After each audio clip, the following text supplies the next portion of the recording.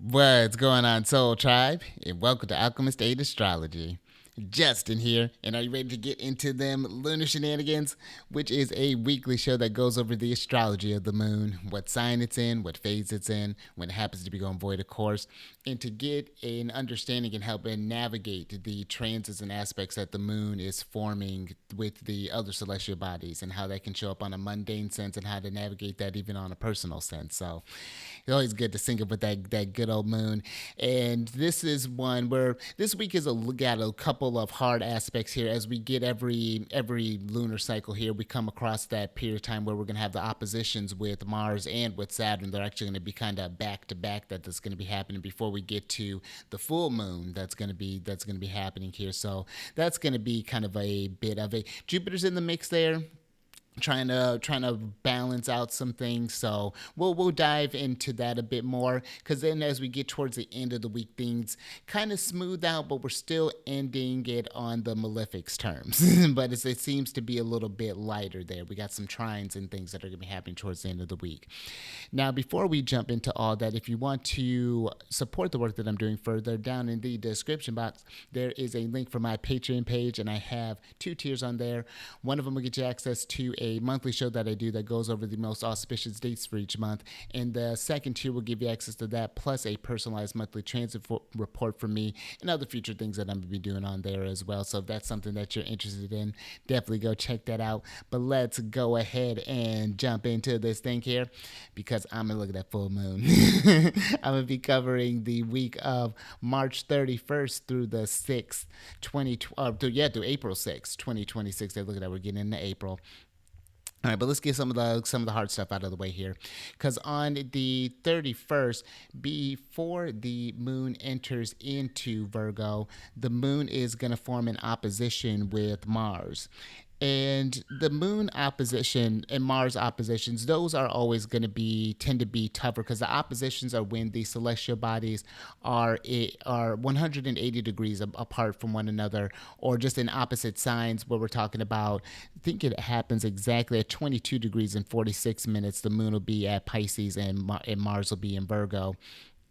But the oppositions are thought of to be as the most hardest aspects of the combinations. And especially when we're talking about with one of the malefics, Mars, and even too with the moon still waxing at this point. I've made mentions to this, and this is something I've been taking more, just kind of making notes about. But it was said in one of Firmicus Maternus's books, when the moon is waxing and is applying to hard aspects with Mars, those were said to be a lot harder than when the moon is waning and applying to Mars, and it's vice versa for Saturn. So this one may be a more particularly tough little aspect here, as things are reaching its climax, because Mars indicates a lot of more forceful things. We're talking about acts of violence. We're thinking about, this could be where when you have Mars Moon aspects like this it could show up as maybe like property damage. Maybe there's some sort of, Mars represents theft. There could be some sort of lawsuits. I'd be mindful of any sort of verbal sort of altercations and things during this day. Be mindful of just how you travel, making sure to mind one's speed, or just make sure to look which ways you're going. Pay attention to different routes and things along those lines. This could show, even on a sort of broader sense, maybe there's some changes that are happening with you're thinking about some of the other things the moon represents, as far as like cities and things. There could be maybe some cities, things that are happening there. Maybe there's some sort of construction, destruction, maybe some sort of things that are potentially happening there. But this one tends to be a bit of a tougher one, and this would be something to, even when you think about it on a personal sense, think about how, when the moon is coming opposite to your natal Mars, how you tend to navigate those transits. And even when Mars is coming up on, let's say, opposing to, or let's say square to one of your natal planets, how does a martial experience to do? Because it definitely, I don't care for Mars, but I also have a day chart, whereas a night chart, it'd be like, yeah, it could be, there's, I maybe kind of Mars kind of kicks my butt into gear, but usually get things figured out okay.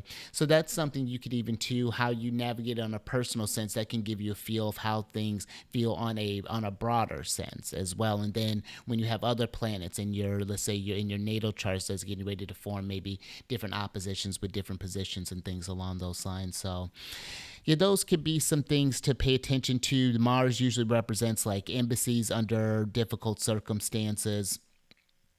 This could be, again, maybe even some sort of travel or some sort of problems in sort of like travels and things along those lines. So that would be another thing. The moon, because that was something I'm a lot of the when I go to meditate on the different definitions for the planet, I like to use Vedic Valence definitions for the delineations for the different planets. And the moon, I've always thought that was really fascinating. You think that Mercury gets a lot of that in modern terms, but the moon was the one that was sought to deal with a lot of the travelings and wanderings of things. So you may even see some upsets there, some just some things along those lines to kind of pay attention to as we're starting off as this kind of reaches its climax here. So just something to tune in there with that moon opposite Mars.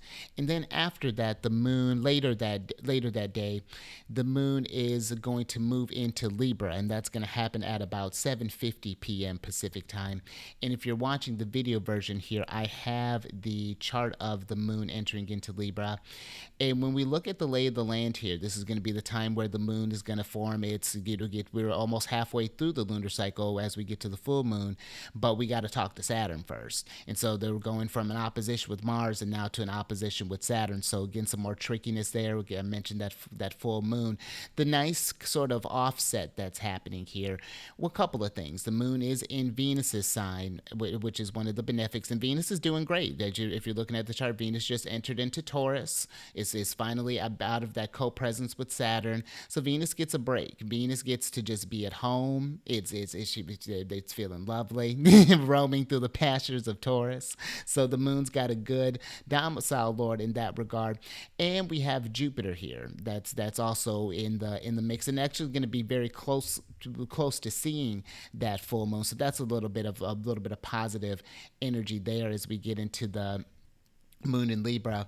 And this would be something to pay attention on a personal level. Look to see where you have Libra in your chart. What house or houses does that Libra portion use, depending on what house system you work with. Because that's where, when any celestial body, especially when we're talking about if you have any cardinal placements, that's going to be Libra, Capricorn, Aries, or Cancer. This would be a more active time for you, since those are the squares, opposition, and conjunction points from Libra. So this could be, just for example, with the moon entering into your, if you have a Libra rising here, like this chart, it's entering into your first house. So maybe there's more attention towards just how you're feeling, more attention towards the body, more attention towards just how you're taking care of yourself. How have you been? How do you feel like you're putting yourself out there? How do you how are we feeling? So just some things to kind of examine there when we're thinking about it on a personal level there. Now, when we get to the first, we have the first, we're going to have that opposition with Saturn. And again, this is another hard aspect that we're having with the other malefic that's happening here, but it's a different sort of feel. One thing that I found really fascinating, especially since Saturn has moved into Aries, which is the sign of its fall, so that when you think of a celestial body in its fall, it's where it's lowered as opposed to where Saturn's exalted in Libra. And I wanted to bring the attention to that idea of the water side trades that deals with Saturn. And Saturn was, anytime you would read any sort of delineation, and especially in these more sort of these translated texts from the ancient astrologers, Saturn is always associated with the water side. And so I think that's interesting, where we're kind of reaching our peak here with that and seeing what happens as far as like what's going on with, let's say water trades and things along those times. But even too, paying attention to things that are happening on the land. Saturn it really encompasses a pretty broad thing, that the stuff that has that's foundation the things that maybe we don't think about all the time, but is a necessity to us. When we think about, let's say for the farmers, I was just reading something that was talking about the price of fertilizer going up, and you know what that means for food, and how farmers are handling that. And then even when we think about, this could be with the moon opposing Saturn, there could be some things maybe coming up with like different properties. Maybe there's some sort of ill management with properties. Maybe you see something with unemployment.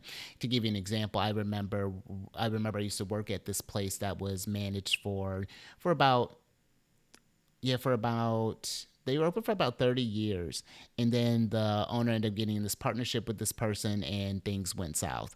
And so there could be some sort of mismanagement that's happening there. And even when you get to the when we talk about those, bring in the full moon in the mix here, because the full moon's going to happen at about 7:11 p.m. Pacific time. So if you get a chance to see that full moon, so it's nice to see a full moon. I think just in general, when we're watching that, that's always a nice event. Jupiter will be pretty high up in the sky too. So I mean, you might even be able to catch Venus setting. So that's something to tune in there. But even when we bring in the sun to the mix, because one thing I like to think about when we're talking about the full moon, and not just the seeing of where the moon's at its brightest, the sun was thought of to be the represent the rulers. It's the authority over the masses, the king, the those who are in that sort of public space. And this could be where there's an opposition with that, with the moon representing the people. When you have your, let's say, business shut down, there is an opposition from people, because what the heck, how we getting paid, what's going on with that. So there could be some sort of peak that's coming there when we're kind of combining those Saturn Sun combinations there. So this is a kind of a trickier full moon that we're working with. But this could also be where the moon opposed the sun. There could be maybe some prominent figure that's brought into light. And with Saturn being in there, this could be something where we're talking about accusations that are being made. There could be some sort of secrets that are revealed. Saturn was thought to be a deceptive planet, one of secretives and trickery. So we could see maybe something being revealed as far as those lines go. There could be maybe just, I'm trying to think what else could maybe get people in, like, to get some sort of oppositional force with some sort of distinguished positions, things along those lines. Those maybe great ranks actually being taken away.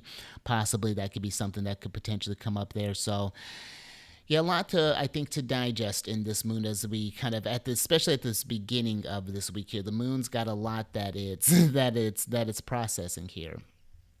But the one kind of nice thing that I wanted to talk about on the next day here, when we get to the 2nd of April, is that the moon is going to form a square with Big Papa. So now we're kind of waning in light here when we get to the second. And when we think of the square, that's when the celestial bodies are 90 degrees apart from one another. So they're in those like modalities of the cardinal signs here in this instance. And if you're looking at the chart, I have the moon squaring Jupiter up here at 15 degrees and 52 minutes. Oh, that's my sun placement in Cancer. So look at that, Jupiter. But when we think about the square, those they're hard aspects, like the opposition. They're thought to produce this sort of action. There's a lot of energy behind the squares, and this could be where, okay, there's that. We had that full moon, maybe there was this opposition. So how do we get things back into balance? When we think about the different qualities of Jupiter dealing with prosperity and salaries and people in offices and people of ranks and things of those authorities. That moon square could be where, okay, these people are maybe not bringing in the promise of abundance that we wanted. So that trust there has been tended. So now maybe I need to move my sources elsewhere. So this me, baby, I still think when we're talking with the benefics, there's still benefic things that are going to be happening, but just as the malefics can be constructive, there can be these, I think, sort of squanderings that can happen with the beneficent, where we can take something for granted. We can expect it to just always be there. And when it's not there, it's like, oh, well, what are we going to do?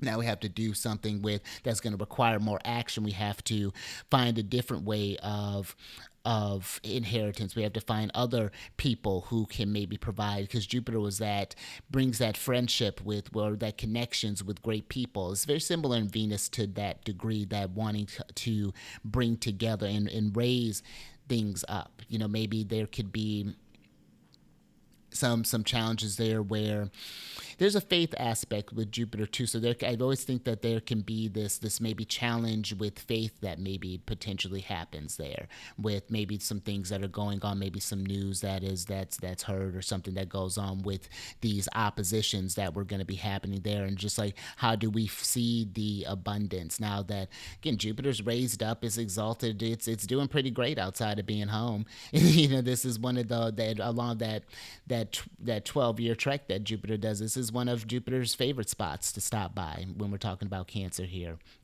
So it's like, where's the money, Big Papa? And it can get with that. But I also think too, Jupiter isn't just always about the giving of things. I think a lot of times too we have to, Jupiter's that idea of brotherhood, that idea of connection, and I think that we have to look to community. Sometimes when we're if the, let's say, the sun, those maybe those higher forces that can't provide, how can we provide as a moon, sort of in that moon aspect of it, because both of the lights are royalty, and I think that it's in where the sun is that idea of that light, that mental perception. The moon is what sees all of this light, that sees all of the that's the sight.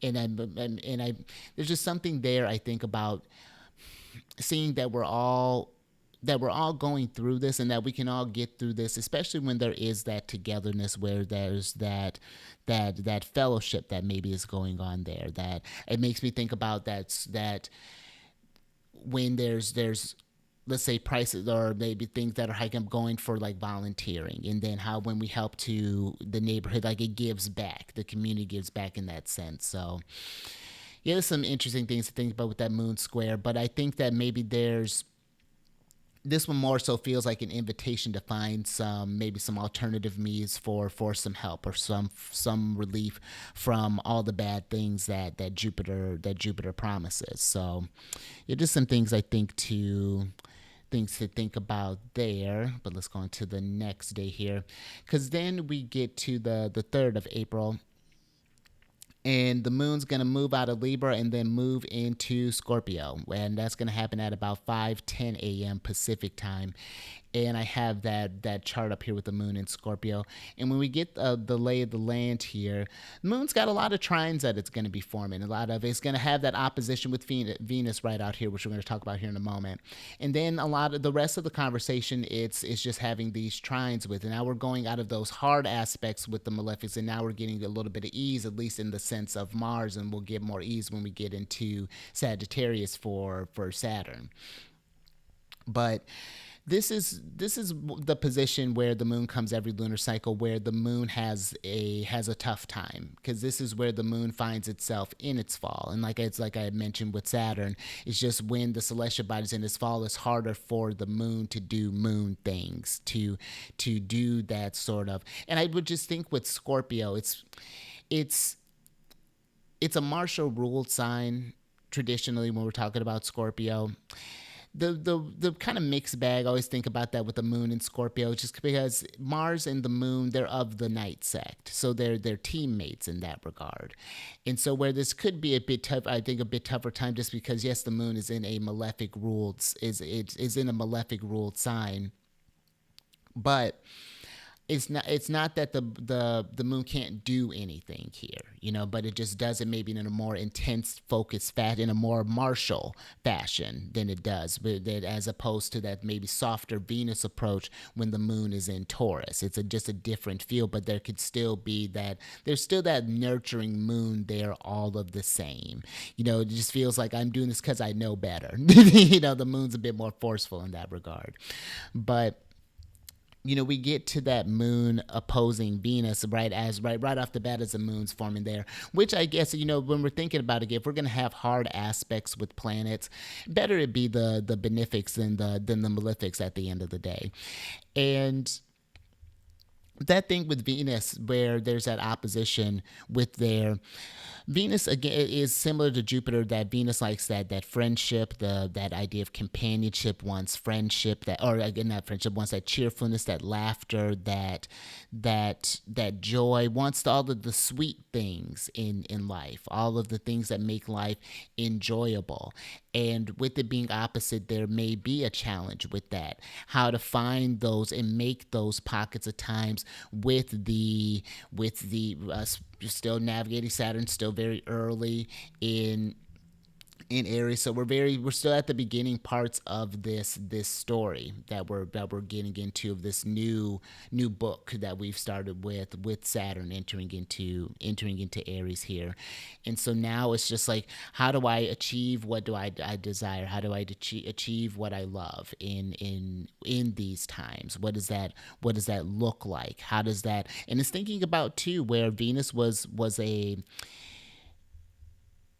some of the delineations there were dealing with the dealings of money, the weighing and measuring of finances, the markets and the factories. And there could be where there's this, where maybe people just aren't spending right now. That may be something that happens there when you see that maybe reaching a peak there. Maybe there's some sort of thing that happens and there's some sort of change.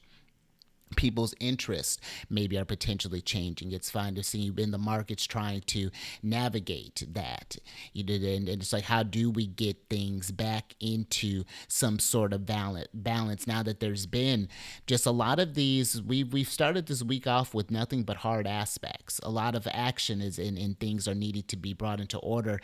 This could be where we're noticing some dissonance in different relationships, whether this be maybe on a personal level, whether this be maybe in a friendship level, maybe in a familial level. Maybe we're seeing, maybe there might even be some dissonances with the, maybe on a communal sense. Or of course we brought this out as big as we can here.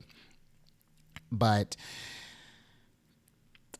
I think that when we get to that point of that sort of extreme separation, it's how do we, any sort of Moon Venus combination. Always think there's some sort of nurturing aspect that comes into do, considering the both of them. And it's just like, okay, how do we nurture this situation? How do we give this attention we deserve, so that we can bring it back to favorable, so that we can be on favorable terms, so that we can have more agreements as opposed to more separation, more division, more those divisiveness and things along those lines. How do we bring back good cheer? How do we look forward to things? So that's where I think the challenge is kind of bringing in here. Again, that's a lot for the moon to process. And I think that's why when we think about that every lunar cycle, this is the tough part for the moon, because we're kind of dealing with those things. We have to, those things that require more focus, more action, more attention, more tenacity that Scorpio, I think, brings. So yeah, just some things to consider there. Also, too, on a personal level, with the moon entering into Scorpio, you want to look to see what house or houses you have Scorpio, what themes are involved in that. Especially if you have fixed placements, that's going to be Scorpio, Aquarius, Taurus, or Leo. This, any planets that are, or luminaries that are going through these points, are going to be more active for you. So that's just something to, yeah, something to just consider there, just on a personal level. And how to, again to really take that in, like how I think a lot of the times when we think of a moon and Scorpio, it's like, but sometimes I have a lot of fixed placements, and there are some times where I have a Leo rising, so there are times where I want to be at home, where I don't want to be bothered, and things like that. But other times, like in those, I've had some really good moon in Scorpio periods. So it depends on what the other celestial bodies are doing along with that. If you got an Aquarius rising here, like this chart, for example, this may be time to get yourself out there. Give focus, kind of work on your public, like work on your ambitions. Be that force, be that Scorpio force that's getting things done. That has that drive. Scorpio's I feel a very driven sign, especially when it's got locked on to something. So, just some things to think about there. Then we get to the fourth of April, and the moon's got some nicer aspects that it's forming here. Some relief that I think we definitely need. It's oops, and it's definitely the moon is definitely not waxing; it's waning. And there, then forgot to change that, so ignore that. But the moon is going to form a trine with Big Papa and with Mercury. Now, this could be after we've gone through all of this, again, all these bumps that we've gone through. There's been this, because I think of even kind of circling back to that moon opposite Mars that we're talking about at the beginning. There was a Mars, I think about as civil unrest when there's moon and Mars things going on there. And so now this could be, and we've just had this, there's huge, at least here in the States, there was this huge protest that's all across the country. And so now that the voice of the people, moon, have been heard, what news that comes of that? What changes does that come for that? How do we see any sort of justice that Jupiter promises with that? Are people going to be, is there going to be some sort of accountability that's going to be held? Is there going to be some changes in ranks? How does that potentially look like? So there could be maybe some good relief there with the moon trine Mercury. When the trines, I mean, let me talk about that for a moment. That's when the celestial bodies are, when they're 120 degrees apart from one another. So they're usually in those like elements there, as you see with this water energy. And it's really nice because actually the moon, Mercury, and Mars are all within about a degree of one another. So this really grand water trine that's happening here on this day. So that would be a day as the moon is building up with Scorpio, to see what are some things that are coming up there. Hopefully there's some sort of relief. There's some sort of talks about action towards relief. I think about, for example, how there's been a lot of these people who haven't been getting that haven't been getting paid and things. So maybe there's going to be more talks about that, and even thinking about Mercury. And when you look at the significators of Mercury, Mercury has a whole laundry list of, especially of different occupations. And so this could be where maybe there's some hirings that are going on there. There's some job openings that have happened, and something along those lines. Some sort of improvement in the markets. Thinking about Mercury, some sort of spending that's happening there. Some sort of things just getting back into order. There's more kind of supervision over these sort of things. Maybe there could be. I even think on a kind of a bigger note with that grand water trine. I'd even pay attention if there's any sort of new discoveries that are happening during this period of time. This feels like a very introspective sort of a good. I'm not quite sure, like a good think box, a good time to get into this, like this, just with that water, the fire there, with that Venus giving some Earth kind of grounding some things. Yeah, I'd see if there's any sort of, Mercury was thought to have represented discoveries and things, and I'm just thinking with Jupiter, there's that always that Gnostic definition that comes with there. So these could be like someone just having some sort of inspirations that are coming through there that they want to communicate with that sort of mercurial stuff. So that could be, again, yeah, maybe even new positions that are opening. So that's something I think to kind of think about there. I kind of like that. I like that, Dave, as that moon's building up to there on the fourth. That's really nice. Then we get to the 5th of April, and before the moon enters into Sagittarius, the moon is going to form a trine with Mars. And now, where this doesn't necessarily take away from the martial qualities, it does make Mars stuff more tolerable. I think the idea of taking actions for things when we're talking with Mars. Okay, there's been these talks of all this good Jupiterian stuff, this goodness, even with this Venus, even with the opposition with Venus. It's like, okay, we've recognized that things have been off, that maybe there's been a lot of distrust that has been sown, whatever this is, again, with that malefic pocket, with little malefic transits there. And so now we're taking actions to bring in the relief, to try to make some sort of amends for whatever we may happen to be talking about in this instance, when may happens to show up on a more sort of like mundane sense. So I think that that could even make it where, because Mars was thought of as like kind of hoping in vain, and so this could be where, all right, where okay, things may have been seeming a bit bleak there, but there's still that chance for hope. Jupiter came in with that trine. It's like okay, this still has the potential to turn the other direction, to go in a maybe the not the most ideal, but any improvement is welcome. And that's what I think that this could be. Mars was thought of as different campaigns and leadership, so maybe there's some sort of leadership taking some sort of control over these, some sort of situation that could be something that comes up there. Governorships is something that comes up with Mars, so some things to maybe just kind of pay attention to there. Maybe we see something with Mars and Saturn got a lot of the stuff with like lawsuits, and there could be maybe something that comes with some sort of actions that are being, some sort of justice, again, like some sort of justice that is being enacted, some sort of lawsuit seeing some sort of completion. So that may be something to kind of follow if there's any sort of like notable things that are happening like courts and things like that. That may be something I would even sort of look out there for. And then after the moon goes through all that, after that exciting time, but you see that felt a little bit lighter than definitely than how we than that time in as the moon was wrapping up in Virgo and Libra. Even for the moon not being at its best, it's still getting some decent support even from its ruler there, Mars, that we're talking about. It's even in on a good note there. So hopefully that's something that's kind of smoothing out this middle of the week. And then the moon's going to enter into Sagittarius at about 4:31 p.m. Pacific time. And when we get a look at the lay of the land here, and again, I have that moon up there with that moon in Sag. The moon is going to be forming got some trines with Saturn and the sun. It's not being witnessed by the benefics right now. So this one is a bit of a kind of a mixed bag.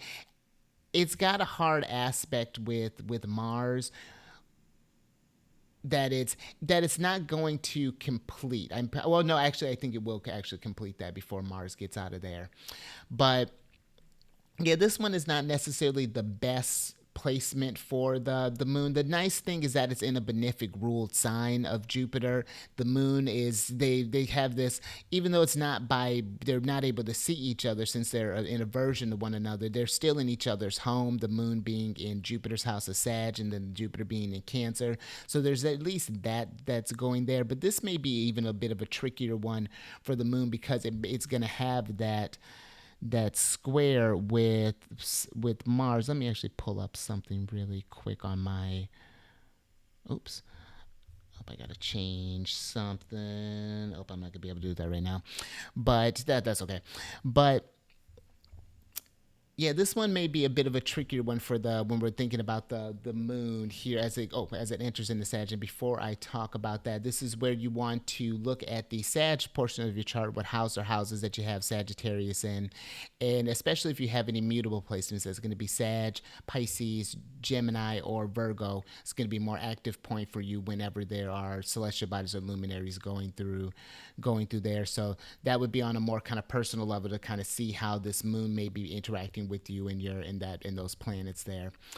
Then we get to the last day here, which is the 6th, and the moon is going to form a trine with Saturn. And again, this is where we're those Saturnian themes,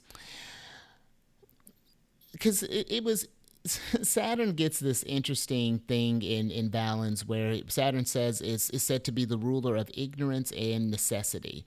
And I think it's that idea of when we didn't know any better, but once we do get that, when Saturn does show us, like, let's say, for example, tending to the land, if you don't plan for something, then you're going to pay for it in the long run. This could be where we may have been ignorant to something, but now that it's been revealed, how do we better manage that? This could be where we have all, let's say, just for example, with all of these, with the prices of things going up, having to be more conservative with energy, practicing different things, learning like, oh, I didn't realize how much maybe maybe how much I was that I'm consuming in this, and how can I kind of reserve a bit more? How can I be a bit more frugal during these times? Make my resources work for me. That could be how that moon trine Saturn can be something along those lines, some sort of thing that's revealed there.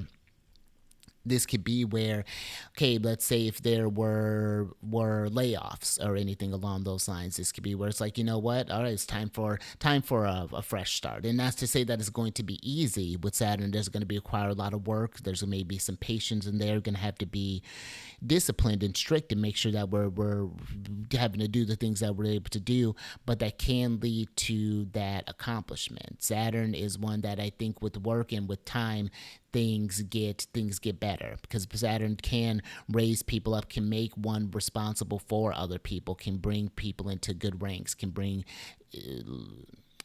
real estate, can bring things into one's possessions there, others' properties and things along those lines. So yeah, this is an interesting one for the moon to end on for sure. I think we're going to be it seems like we're having this theme here, and I'm going to go ahead and switch back over. But it seems like we're having these themes here where the moon is ending on these, well, we're starting the weeks off with these more sort of like harder aspects, and then we get into it, kind of like eases out as the moon kind of goes forward there. So it's interesting to watch that pattern, and again to just kind of see how that shows up. I'm actually going to look up something real quick while I have it. I had my clock running on oh, it is. So the moon is going to square Mars before Mars moves into Aries there. So this one, that moon in Sag, that one may be maybe a bit of a tricky, again, like I said, a trickier pocket. I would even probably put that one in red, considering that that's not, again, it's averse to it's in aversion to the benefics right now. So that end of the week may be one where we might need that, as those maybe kind of Marshall Square things are building up. And this is a waning one, so hopefully it's not as if, again, like if the moon was waxing. But this may be one, even when just thinking about that moon trine that we were just ending on with the 6, as we're maybe seeing those maybe Marshall themes that are building up, that maybe more harder things that are coming up. It's like, okay, this is where things are going. This is where I need to shift. Let's say that there's going to be a layoff, or that there may be some sort of like a strike, or there's some sort of, so I guess something with like resources that are changing, needing to maybe adjust one's spending, for the spell, maybe buying it. Again, it's always applying into everyone's situation there, but those would be some things, that an example of where Saturn stuff, it's still doing Saturn things. It's still being restrictive, maybe bringing those delays and stuff, but at least we're able to, it feels more manageable. It doesn't feel as necessarily as heavy, even if it is still very present. You can get where the moon adapts, where has to, where the moon, I think, reminds us that we're constantly needing to change to the circumstances. It's never quite truly just one stagnant thing, even when it can feel, even in the, I like to think of the moon in its inconsistencies, there's that consistency. But I think it is being that comfortable with the change, and how we all relate to those different stuff, and how even talking about in relation, where I look at, I even think I noticed that in how I'll talk about, personally, how I'll talk about Saturnian things as opposed to when I talk about Martial things, because Mars transits are harder for me as a day chart as opposed to Saturn. And that's just something that I've noticed, even in that, where Saturn will take you out. It's not going to leave you completely high and dry. It'll at least like, man, I thought, here, come on. So, just something to think about, even when you're meditating on this. Think about how you relate to the benefics, how you relate to the malefics. Because I know I hype Big Papa up. I hype Jupiter all the way up. Venus, I'm learning to give more love to, for sure. I definitely recognize where Venus gives a lot too. So, but these are the things we learn as we navigate each week, and as we follow this stuff. And so I hope this has been helpful for you. But yeah, these are I'd like to hear how the week for you as the moon went through those portions of your chart there. It's not been too for you to, for on a personal note, not been too bad. A little bit of trickiness around that when that moon was in Cancer, but that's when the moon's going through my 12th house. So I don't always particularly care for that. But even I got better clarity around the time the moon got into Leo. That was moving in my first. When I'm recording right now, moon just entered into Virgo, and that's never really too bad. That's a more quieter portion of my chart. I got a moon square there. You know, the moon square is my natal moon, so that's, you know, there may be a little bit of meh, but like nothing of noteworthy. Usually, when we're talking about that Virgo portion of my chart. But yeah, but yeah, that was my pretty much my week, kind of navigating through that. I've definitely been appreciating the. I read actually something very interesting about Saturn, and I think that it shows why I've been pumped about me personally. Saturn going through Aries, and it's forming a lot of trines in my chart right now. It's I got like one square to my sun that's going to be happening, but it's unique because the way the sun Jupiter hit Aries, they're both at the same degree at 15 degrees and 52 minutes. So it's always interesting to see when points hit that Aries where it's like there's that square with the sun, but Jupiter's just like, I got you, babe. I got you. Don't fret. So yeah, I've been personally been kind of enjoying this Saturn going through here, and yeah, definitely looking forward to Venus because Venus is going to move into Taurus tomorrow. So definitely looking forward to that one even too. I definitely got some work that I'm going to get back into doing. I've been slacking on. So but yeah, I'm looking forward to that. But I would love down in the comment section to hear how you've been navigating these transits and things, and how you've noticed different, especially the moon. Have you noticed the moon as it transits through each other? Because it's a good. I find it to be a very useful marker to watch the moon. It's 2.5 days is not that fast when you think about that. Sure, compared to the other planets, yeah, but it's 2.5 days. So there's sometimes that would be it's like, man, I don't want this to end, and the other days I'm like, you need to move on, moon, get out. Get out of Scorpio, don't ever go into Aquarius. so so yeah, that's love to hear that from you. And if that's something that you're wanting to navigate more in your chart, down in the description box, I have a link to book a consultation with me. So definitely check that out. That's always available. And if you have any questions about the services that I provide, there's a link for my email down there. So yeah, definitely reach out to me. I have a couple of links for the playlist for the Lunar Shenanigans and for the Celestial News Monthly. I just released the monthly one for April, not too, I think it came out on the 26th, I think is when I had that one come out there. So if you wanted to get a feel of April, because April's one to watch, especially as we get towards the end of April. So that would be one. And if you have any planets of points, especially around that like 20 degree, or not 20, about early degrees of about 7, between about 4 and 10 degrees of the cardinal signs. There's a lot of activity that's going to be happening through there with the malefics, Mercury. So that would be one where I would tune into that and see where you have Aries in your chart, what house is activated for you, all that good stuff there. So the monthly is a good one for navigating the from the perspective of the other planets here, as opposed to this one just watching the moon. And I'm going to be getting back on those. I know it's been a little bit since I've had a new one come out there, but I have these videos and this is growing. I've got a whole archive that's growing, but it talks about different celestial bodies in different zodiac signs in different places and how to navigate that in your own natal chart.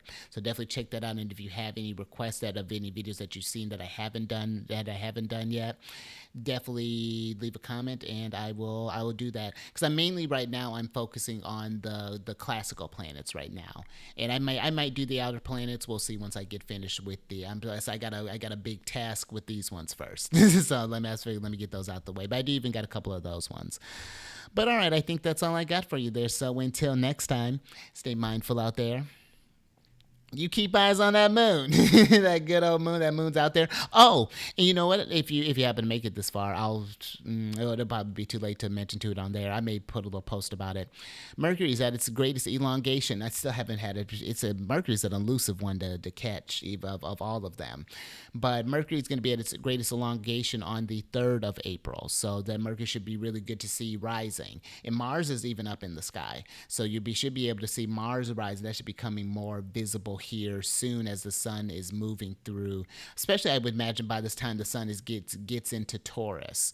That's when we should be able to really start seeing those Mars, in particular, more clearly rising. So that's something to get out there and see that sky.